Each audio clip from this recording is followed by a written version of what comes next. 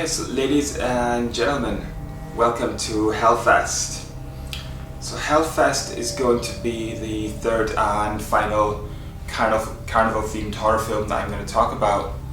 Hellfest is a carnival slasher starring Amy Forsyth and Bex Taylor Klaus.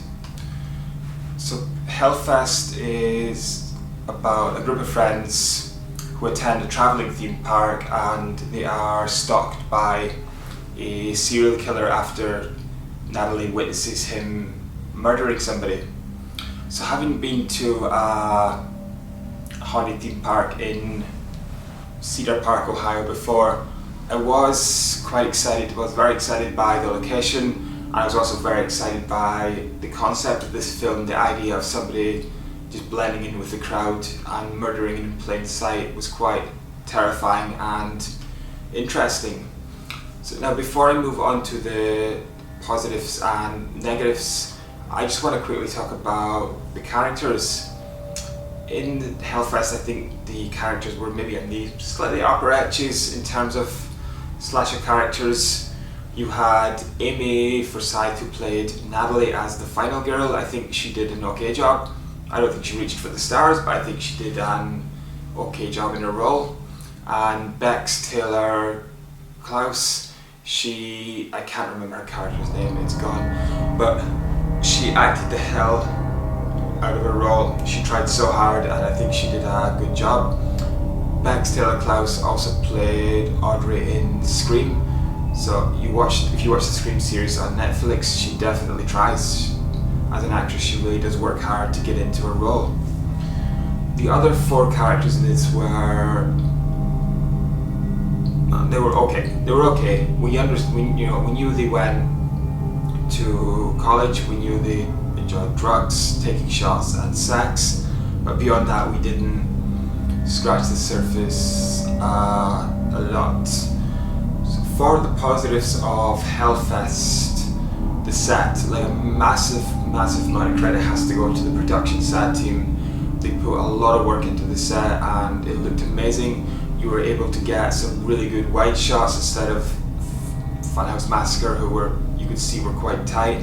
So due to the production set team's work, you were able to get some really good shots. And also the cinematography was on point. You had a lot of good angles, you had a lot of good colours, some good reds and some good blues, some good purples. If you compare this to Funhouse Massacre and 31, both the set and the cinematography were on another level. The park extras were also very good. They're the people who are employed to just jump out on you and scare you. This did bring a lot of false jump scares, but in this case it did fit in with the narrative because this happens at haunted theme parks. For sentimental value, I loved visiting Cedar Park in Ohio. I enjoyed the experience. It was a really good night. So to be able to watch a film like with a similar experience was special for me. And I thought they had a good ending. It gave a small glimpse into the killer's background. We didn't learn a lot about him. We saw him entering the park just from the back of his head, and we saw him throw on his mask, but we didn't learn a lot about him. So at the end we learned a little more. The ending did leave the door open for a sequel, but whether that happens is yet to be seen. So as for the negatives, the kills were a little disappointing. For the concept, I had quite high hopes for this. So the kills were a little standard, a little disappointing, lacking imagination for me. You also have a theme park where the tickets sold out in minutes. Our characters were only able to get tickets because they were friends with somebody who knew somebody, and they were able to get VIP tickets, which are a good thing to have. I've had that before. You can skip lines, it's great, but the issue was our lead characters were able to spend a lot of time in the park's hot attractions by themselves. That is very far-fetched that would ever happen. I understand the director's reasoning. You don't have to, you save money on extras, and if you have a lot of people in there, the killer's either outnumbered or somebody calls the cops. So also for this, if you take away two of the biggest positives, the cinematography and the set, you find yourself with a very basic paint by numbers slasher that doesn't deviate from the rules. Now, I've put this as a negative because I did have quite high hopes for the concept. And also for me, the chase scene near the end between Brooke and Natalie and the killer did go on for just a little too long in my opinion.